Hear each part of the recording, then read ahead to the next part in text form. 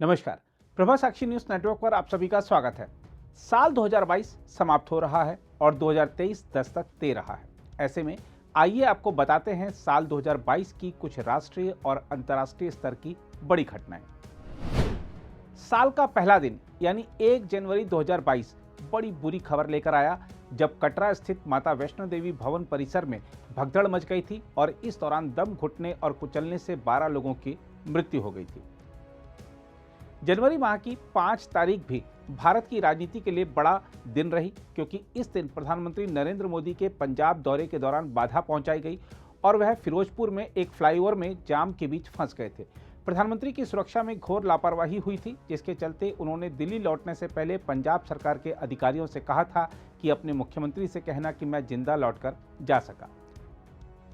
जनवरी माह की 21 तारीख को इंडिया गेट की अमर जवान ज्योति का राष्ट्रीय युद्ध स्मारक स्थित अमर ज्योति में विलय कर दिया गया। अमर जवान ज्योति को जब 1972 में स्थापित किया गया था, तब हमारे पास कोई और स्मारक नहीं था। अब भारत का अपना राष्ट्रीय समर स्मारक है, जहां ग्रेनाइट के पत्थरों पर 25,942 सैनिकों के नाम सुनहरे अक्षरों में अंकित हैं। हम आपको बता दें कि किसी भी देश का एक ही वॉर मेमोरियल होता है। जनवरी माह में 5 राज्यों के विधानसभा चुनाव के कार्यक्रम की घोषणा हुई।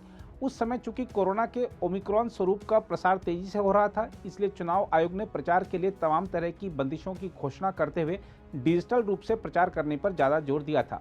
5 राज्यों के विधानसभा चुनाव में निर्वाचन आयोग ने रैलियों, रोड शो, पदयात्राओं, साइकिल या बाइक रैली अथवा नुक्कड़ सभाओं की इजाजत नहीं देकर सराहनीय निर्णय किया था। इसके साथ ही कोरोना महामारी को देखते हुए उम्मीदवारों को ऑनलाइन नामांकन की सुविधा, 80+ लोगों, दिव्यांगों और कोरोना संक्रमितों के लिए पोस्टल बैलेट की सुविधा, मतदान का समय बढ़ाने का निर्णय, विजय जुलूस पर रोक आदि के कदम भी उठाए गए थे। स्वास्थ्य कर्मियों और अग्रिम मोर्चे के कर्मियों तथा 60 वर्ष के अधिक उम्र के अन्य गंभीर बीमारियों से ग्रस्त लोगों को कोविड-19 टीके की एहतियाती खुराक देना शुरू किया गया। इसके साथ ही भारत ने कोरोना के खिलाफ लड़ाई में एक कदम और आगे बढ़ाया। फरवरी महीने में कर्नाटक में हिजाब को लेकर विवाद शुरू हुआ, जो कि अब तक उठता रहता है। उस समय स्कूलों में हिजाब पहनने की मांग को लेकर काफी विरोध प्रदर्शन हुए थे। 6 फरवरी को स्वर कोकिला और भारत रत्न लता मंगेशकर का निधन हो गया। फरवरी माह में ही 12 तारीख को उद्योगपति राहुल बजाज और 15 फरवरी को संगीतकार बप्पी लाहिड़ी का निधन हो गया। फरवरी माह में शुरू हुए रूस यूक्रेन युद्ध ने पूरी दुनिया को प्रभावित किया। इस युद्ध को अब 300 से भी ज्यादा दिन हो चुके हैं। फरवरी माह में भारत सरकार ने ऑपरेशन गंगा चलाकर युद्धग्रस्त यूक्रेन से भारतीयों समेत कई देशों के नागरिकों को सुरक्षित निकाला।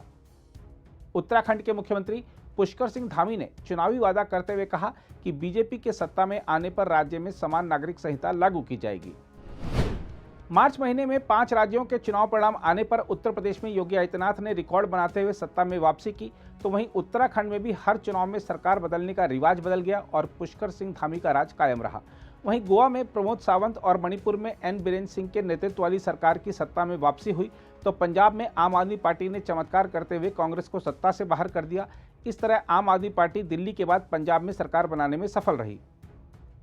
कर्नाटक उच्च न्यायालय ने कक्षा में हिजाब पहनने की अनुमति मांगने के संबंध में मुस्लिम लड़कियों द्वारा दायर याचिकाएं खारिज करते हुए कहा कि हिजाब पहनना इस्लाम धर्म में आवश्यक धार्मिक प्रथा का हिस्सा नहीं है। अदालत ने स्पष्ट किया कि स्कूल की वर्दी का नियम उचित पाबंदी है और संवैधानिक रूप से स्वीकृत है। नागालैंड, असम और मणिपुर में आफ्स्पा के तहत आने वाले अशांत क्षेत्रों को घटाया गया, जिससे साबित हुआ कि पूर्वोत्तर में शांति स्थापित करने के प्रयास रंग ला रहे हैं। मार्च महीने में ही कश्मीरी पंडितों का मुद्दा राष्ट्रीय अंतर्राष्ट्रीय स्तर पर खूब उठा, क्योंकि 11 मार्च को द कश्मीर फाइल्स फिल्म ने सबकी आंखें खोल दी थी। कोरोना वायरस के खिलाफ लड़ाई में एक कदम और आगे बढ़ाते हुए भारत ने 12 से 14 आयु वर्ग के किशोरों को कोविड-19 रोधी टीके की खुराक देना शुरू किया। कोरोना के खिलाफ योजनाबद्ध तरीके से लड़ाई लड़ रहे देश ने तय किया कि 18 वर्ष से अधिक आयु के सभी लोग कोविड-19 टीके की एहतियाती खुराक लेने के पात्र होंगे। रामनवमी पर्व पर 4 राज्यों में सांप्रदायिक झड़पों की दुर्भाग्यपूर्ण घटनाएं हुई। इमरान खान की सरकार को गिराकर शहबाज शरीफ पाकिस्तान के प्रधानमंत्री बन गए। झारखंड के देवघर में त्रिकुट पर्वत पर रोपवे केबल कार हादसा हुआ। 2 लोगों की हेलीकॉप्टर से बचाए जाने के दौरान जिस तरह मृत्यु हुई, उससे आपदा से निपटने की तैयारियों पर भी बड़े सवाल उठे। हनुमान चालीसा के पाठ को लेकर महाराष्ट्र में सियासी हंगामा शुरू हुआ, जिसके चलते सांसद नवनीत राणा और उनके विधायक पति को जेल जाना पड़ा। उत्तर प्रदेश में योगी आदित्यनाथ सरकार ने सभी धर्मस्थलों से लाउडस्पीकरों को हटवाने का आग्रह किया, जिसको सभी ने माना। अपने लक्ष्यों को पूरा करने के लिए हमेशा जुनूनी रहने वाले अरबपति एलन मस्क ने ट्विटर को खरीदने का ऐलान किया। ज्ञानवापी मामले ने देश में एक नई बहस शुरू की। शिवलिंग मिलने का दावा किया गया, जिसके बाद यह मामला अदालत तक पहुंचा। कांग्रेस ने उदयपुर के चिंतन शिविर में प्रस्ताव रखा कि एक परिवार एक टिकट की व्यवस्था की जाए और परिवार के दूसरे सदस्य को टिकट तभी मिले जब वह संगठन में 5 साल काम करे। दिल्ली के मुंडका में दिल दहलाने वाले अग्निकांड ने प्रशासनिक नाकामियों को उजागर किया। पाटीदार नेता हार्दिक पटेल ने गुजरात कांग्रेस के कार्यकारी अध्यक्ष पद से इस्तीफा देते हुए पार्टी छोड़ने का ऐलान भी किया। आतंकवाद के वित्त पोषण मामले में आरोप स्वीकार करने के बाद अलगाववादी यासीन मलिक को दोषी करार दिया गया। सुप्रीम कोर्ट ने पूर्व क्रिकेटर और कांग्रेस नेता नवजोत सिंह सिद्धू को 1988 के रोड रेज मामले में 1 साल जेल की सजा सुनाई। एनसीबी ने अभिनेता शाहरुख खान के बेटे आर्यन को कूच ड्रग्स केस में पर्याप्त सबूतों के अभाव में क्लीन चिट दी। जम्मू कश्मीर में लक्षित हत्याओं, खासकर कश्मीरी पंडित समुदाय को निशाना बनाने की घटनाएं तेजी से बढ़ी। निखत जरीन ने विश्व मुक्केबाजी मुकाबले में 52 किलो भार वर्ग में स्वर्ण जीतकर देश का नाम रोशन किया। पंजाबी गायक सिद्धू मूसेवाला की हत्या ने पंजाब की कानून व्यवस्था पर सवाल खड़ा कर दिया। इस बार ब्रिटेन समेत यूरोप में गर्मी की तपिश से लोगों का हाल बेहाल हो गया। कांग्रेस अध्यक्ष सोनिया गांधी और पार्टी नेता राहुल गांधी को नेशनल हेराल्ड मामले में ईडी का समन मिला। नुपुर शर्मा की ओर से पैगंबर मोहम्मद साहब के खिलाफ की गई अमर्यादित टिप्पणी पर खाड़ी देशों ने नाराजगी जताई। बिप्लब देब को त्रिपुरा के मुख्यमंत्री पद से हटाकर माणिक साहा को राज्य की कमान सौंपी गई। सरकार सेना में भर्ती की नई योजना अग्निपथ लेकर आई, जिस पर देश भर में काफी बवाल हुआ। महाराष्ट्र की राजनीति में तब बड़ा उलटफेर हुआ जब उद्धव ठाकरे का साथ उनकी ही पार्टी के विधायकों ने छोड़ दिया। शिवसेना के विधायकों ने बीजेपी के समर्थन से नई सरकार बना ली। एकनाथ शिंदे मुख्यमंत्री और देवेंद्र फडणवीस उप मुख्यमंत्री बने। बाद में शिवसेना पर हक की लड़ाई निर्वाचन आयोग तक पहुंची और बाला साहब ठाकरे द्वारा स्थापित पार्टी के अब 2 धड़े हैं। श्रीलंका के हालात बिगड़ गए और देश सबसे भीषण आर्थिक संकट का सामना करता नजर आया। हालात ऐसे बने कि आम नागरिक सड़कों पर उतर आए और तत्कालीन राष्ट्रपति को परिवार सहित देश छोड़कर भागना पड़ गया था। अमेरिकी सुप्रीम कोर्ट ने गर्भपात का संवैधानिक अधिकार देने वाले रो बनाम वेड 1973 के फैसले को पलट दिया, जिसका अमेरिका सहित कई देशों में भारी विरोध हुआ। अमेरिका के टेक्सास में प्रवासियों की तस्करी से जुड़ी घटना में ट्रैक्टर ट्रेलर के अंदर 46 लोग मृत मिले। पिछले कुछ दशकों में मैक्सिको से अमेरिकी सीमा पार करने के प्रयास में मारे गए हजारों लोगों की घटना में यह सबसे घातक त्रासदी थी। राजस्थान के उदयपुर में दर्जी कन्हैयालाल की नृशंस हत्या की गई। इस मामले में पाकिस्तानी साजिश का खुलासा एनआईए के आरोप पत्र से हुआ है। सस्ती लोकप्रियता हासिल करने के लिए हिंदू देवी देवताओं के अपमान का प्रचलन बढ़ा। कनाडा में रहने वाली फिल्मकार लीना मणिमेकलई ने हिंदुओं की आराध्य देवी काली का अपमानजनक चित्रण कर विवाद खड़ा किया। सुरक्षित देशों में शुमार जापान में पूर्व प्रधानमंत्री शिंजो आबे पर जानलेवा हमले ने समूचे विश्व को स्तब्ध कर दिया। इस हमले में आबे की जान चली गई। आजादी के बाद पहली बार दाल, चावल, आटा, अनाज, दही और लस्सी समेत अन्य सामानों को जीएसटी के दायरे में लाया गया। हरियाणा में तस्करों ने डीएसपी को कुचलकर मार दिया। ममता बनर्जी के करीबी मंत्री पार्थ चटर्जी के घर से और उनकी कथित गर्लफ्रेंड के घर से करोड़ों रुपए की नकदी मिली, जिसके बाद पार्थ को मंत्रिमंडल से हटाया गया। देश को पहली आदिवासी राष्ट्रपति मिली। एनडीए उम्मीदवार द्रौपदी मुर्मू ने यूपीए उम्मीदवार यशवंत सिन्हा को हराकर राष्ट्रपति चुनाव जीता। वार्षिक अमरनाथ यात्रा के दौरान 8 जुलाई को बादल फटने से 15 श्रद्धालुओं की दुखद मृत्यु की घटना को छोड़ दें तो कुल मिलाकर इस साल यात्रा निर्विघ्न संपन्न हुई, जो कि एक बड़ी कामयाबी रही। अगस्त महीने में राष्ट्रमंडल खेलों में भारतीयों ने अब तक का शानदार प्रदर्शन किया।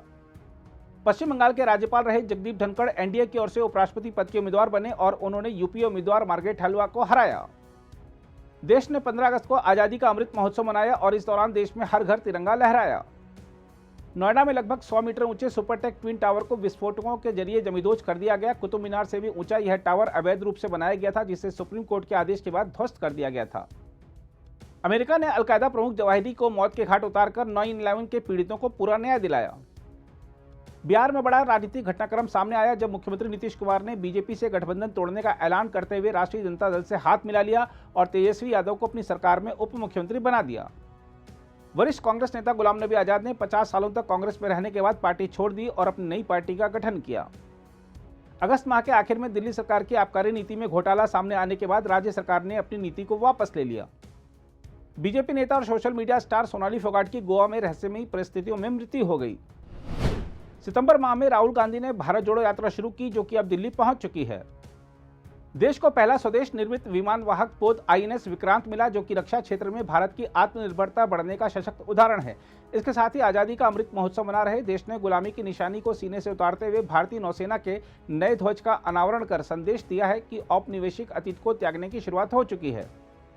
भारत के सबसे बड़े बिजनेसमैन परिवारों में से एक टाटा सन्स के पूर्व चेयरमैन साइरस मिस्त्री का महाराष्ट्र में एक सड़क हादसे में निधन हो गया। ईरान में शुरू हुए हिजाब विरोधी प्रदर्शनों को पूरी दुनिया का समर्थन मिला। अखिल भारतीय फुटबॉल महासंघ के अध्यक्ष पद का चुनाव किसी फुटबॉल मैच की तरह रोचक रहा। महासंघ को अपने 85 साल के इतिहास में कल्याण चौबे के रूप में पहला ऐसा अध्यक्ष मिला जो पूर्व में खिलाड़ी रहा है। माना जा रहा था कि बाईचुंग भूटिया कड़ी चुनौती देंगे, लेकिन चुनाव परिणाम 33-1 से जीत का रहा। भारत दुनिया की 5वीं बड़ी अर्थव्यवस्था बन गया। राजपथ की जगह कर्तव्य पथ बनाना और इंडिया गेट पर किंग जॉर्ज पंचम की मूर्ति की जगह नेताजी सुभाष चंद्र बोस की प्रतिमा स्थापित कर मोदी सरकार ने बड़ा कदम उठाया। भारत में 7 दशक बाद चीतों ने फिर से दस्तक दी और नामीबिया से लाए गए 8 चीते अब मध्य प्रदेश के कुन्नू राष्ट्रीय उद्यान की शोभा बढ़ा रहे हैं। ज्ञानवापी मामले के बाद जब देश भर की मस्जिदों को लेकर हंगामा हुआ, तब संघ प्रमुख ने कहा था कि हर मस्जिद के नीचे शिवलिंग ढूंढना गलत है। उसके बाद सितंबर में संघ प्रमुख मोहन भागवत ने मुस्लिम बुद्धिजीवियों से मुलाकात कर सांप्रदायिक सौहार्द को मजबूत करने और एक दूसरे की शिकायतों और समस्याओं का हल निकालने की पहल की। उच्चतम न्यायालय की ओर से अपनी संविधान पीठ की कार्यवाही का सीधा प्रसारण शुरू किया जाना भारतीय न्यायपालिका के इतिहास का गौरवपूर्ण पल रहा। भारत सरकार ने पीएफआई पर प्रतिबंध लगा दिया। देखा जाए तो 2047 तक भारत में इस्लामिक शासन की स्थापना के मिशन पर आगे बढ़ रहे पीएफआई और उसके जैसे कट्टरवादी संगठनों पर प्रतिबंध लगाना इस समय की सबसे बड़ी आवश्यकता थी। देश में 5G सेवाओं के शुभारंभ के साथ ही भारत ने संचार क्रांति के नए युग में प्रवेश कर लिया। कांग्रेस पार्टी को अपना नया अध्यक्ष मिल गया। लगभग 2.5 दशक बाद कांग्रेस को मल्लिकार्जुन खड़गे के रूप में गांधी परिवार से बाहर का कोई व्यक्ति अध्यक्ष के रूप में मिला। खड़गे ने अध्यक्ष पद के चुनाव में शशि थरूर को हराया।